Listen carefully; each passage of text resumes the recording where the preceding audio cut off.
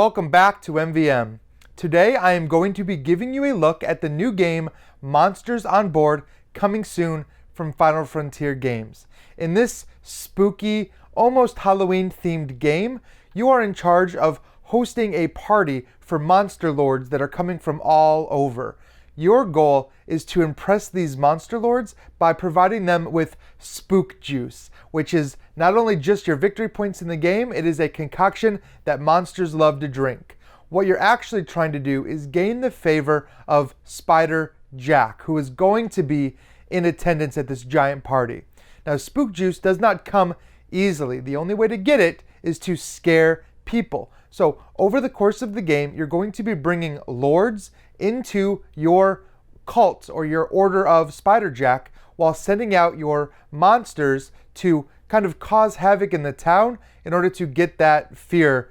And you're actually going to be sending them out in these little fear mobiles, these little cars that you're going to be passing around the table. And of course, you'll recognize these monsters. These are kind of famous movie monsters. You'll have the witch, the mummy, the werewolf, Frankenstein, an octopus, and a skeleton. And these are all color-coded to match different colors of dice. So now if you look out in front of me, you're going to see player boards already set up with everything you'll need to play. You keep your monsters in a cluster at the top of your board, and you have a row of minions that you can kind of send out to help your monsters in the city, which is this side of the board over here.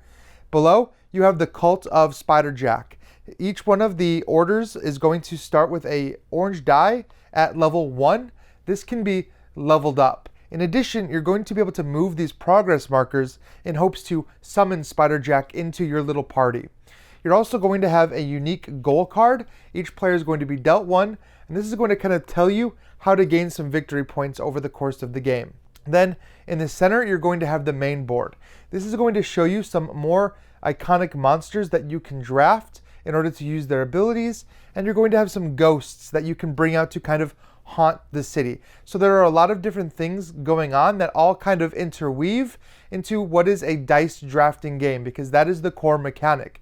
At the beginning of every round, each player is going to draw 4 dice from this bag, roll them, and seed them into their fear mobiles. Now, each one of these dice has a color which links to one of your monsters. It has a level which represents the level of the vampire lord that's coming to your party, and it's going to have an action symbol, and you'll be able to trigger these actions later on in the course of the game. Now, you're going to look at your fear mobile that you just loaded up with dice, and you're going to take one of those dice and you're going to place it out in front of you, keeping the values and facings the same.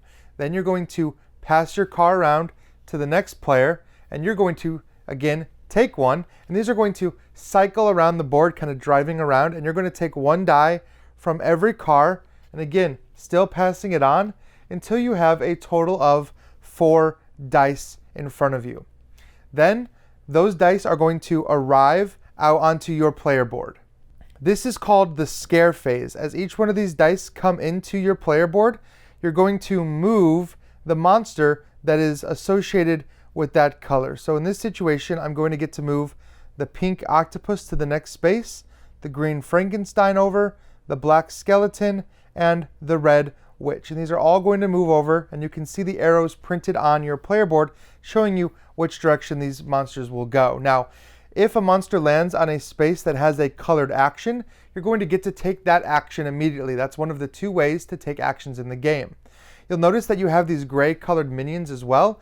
You can actually seed the board with these minions over the course of the game, and when your monster would move into a space that has a minion, they actually skip it, letting you get to those valuable action spaces a little faster.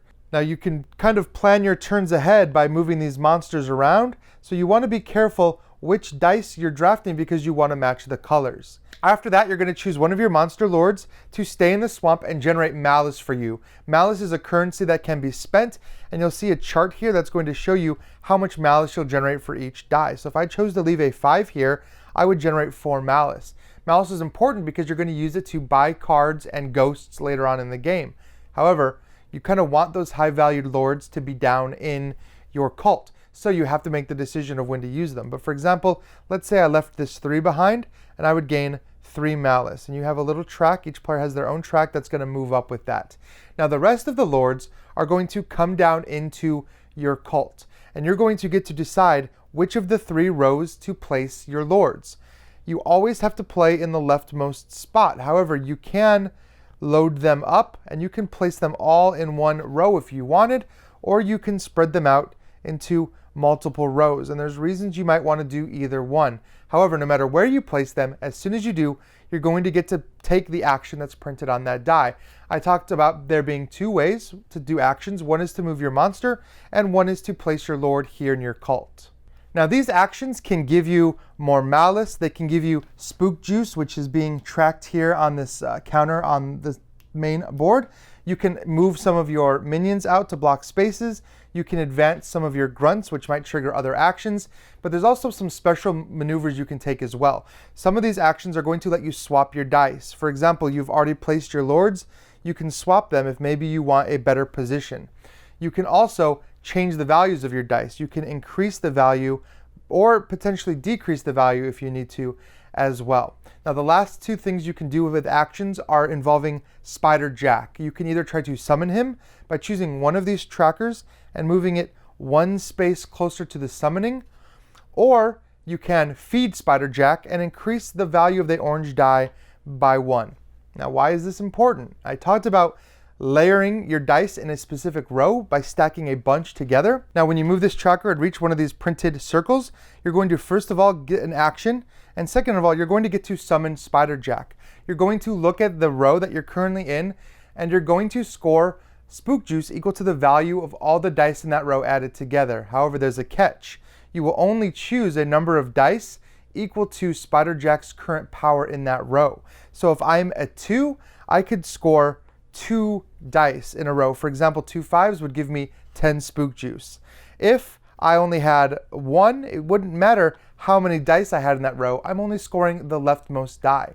So if you're planning on loading all of your lords into one row, then you better make sure that that Spider Jack die is very high. Or you can spread them out. You don't need to worry about leveling up Spider Jack as much. Your real goal here is to score as many of these dice as possible. And this is key because a lot of the points in your game are going to come from manipulating this cult. You want Spider Jack's dice to keep going up, and potentially you want to score as many of these rows as possible, because by the end of the game, every one of these spaces in your cult is going to be filled up with a lord. The game will only end after that is done, and of course every player is going to have filled these up the same way because you're always placing 3 dice a turn. But the way that you place these dice is completely up to you. If you don't pay attention to Spider Jack and you do not level these orange dice up, you will not be scoring a lot of points at the end of the game. So everything else that is happening in this game is kind of building you up to be able to take these specific actions. So of course, those actions that increase the die or move these summon trackers are a little more rare. Now once that's done, you're going to look up here on the main board and you're going to enter the planning phase. You're going to notice that each one of these cards and each one of these ghosts has a malice cost. That malice that you've been generating over the course of the game can be spent to purchase cards or ghosts. Cards that you buy simply come into your hand and you hold on to them. On later turns, you can play these cards for their ability, or you can discard them to take any of the actions printed on their back.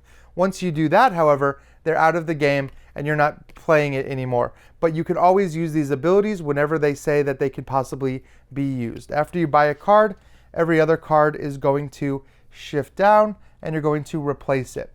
Buying ghosts is similar. You're going to choose a ghost from the row and you're going to choose a spot on your board matching that color. For example, a pink spot. I can choose one of the empty pink spaces on the board. Now there's an action there. When I move my octopus again, it's going to trigger an action. So you can plan out these ghosts and let you basically take actions every time. If you want to focus on one particular color of dice and one particular color of ghosts, you can really combo that together very well. However, you're not always going to have the option to just load up one monster. You're going to be getting several different colors of Lord dice because these are limited in color. You could reach a point where every die of a certain color is already on the board, forcing you to kind of change up your strategy and maybe focus on some of those different monsters instead. Now, once the round is over and everybody has done their actions, which can be done in turn order, or these can kind of be assigned simultaneously if you wish, you're going to take the lord that was assigned to the swamp, you're going to return those lords to the bag, give it a good shuffle, and you're going to refill your fear mobiles with 4 more dice, and you're going to begin that drafting process again. However, now you may have some special cards or ghosts on your board to kind of speed that process along. Now this process is going to continue turn after turn until your cult is completely full, which should take 6 rounds. At the end of the 6th round, you're going to score your game board.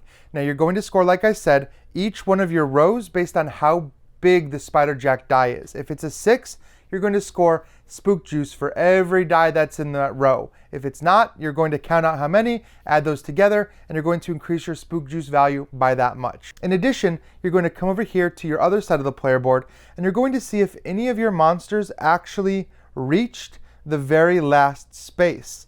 If they did, you're going to get 3 points for every die of that monster's color that made it into your cult. So if I got Frankenstein over there and I have 6 green dice anywhere in my cult, that's 18 points. It doesn't matter if the spider jack die is reaching that or not. So there are various ways to score points, but all of them involve smart drafting. You kind of want to choose your focus on colors, and of course you want to get the higher level lords because that's going to be the point value of those lords.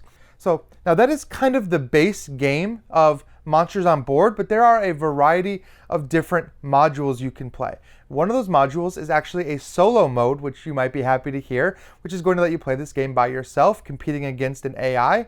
There's also different other game modes. There's one that has you picking up different parts of Frankenstein's monster, trying to reassemble Frankenstein while you're playing the game. There's another that replaces these cards out here with face down monsters in kind of a murder mystery like the game Clue. You're trying to gain access to these by picking at them and try to figure out which monster is trying to be killed and which of these neighborhoods it's going to be killed in, which is pretty cool. There's another one that's going to have you putting on a big dinner. You have to collect wait staff and you have to collect food in order to prepare this big banquet. Now, that's just a taste of some of the different game modes that I know they have planned here. This is kind of the skeleton, no pun intended, that's going to be able to be built on for a variety of different game modes. And all of those game modes have their own new components that are going to be introduced into the game. So take a look at the Kickstarter page and you should be able to see a lot of the new content that they're teasing. I don't think they're going to reveal every new game mode right off the bat, so make sure that you keep checking back to that page. And also you're going to see final versions of everything that comes in the game. This version I have is featuring minis, as you've seen as I've been playing. I think there's going to be maybe a standee version as well. So take a look at that Kickstarter page, come back here, leave some comments, let me know which of these monster minis is your favorite. And as always, thank you guys for liking, subscribing, and watching us here at MVM, and I will see you next time. Hey everyone, if you guys enjoyed this video, please consider dinging the old bell below. That is going to help notify you of new videos that are uploaded to our channel. And as always, give us a like, subscribe to our channel, and please consider watching all of our videos, one of which you can see right here to my left.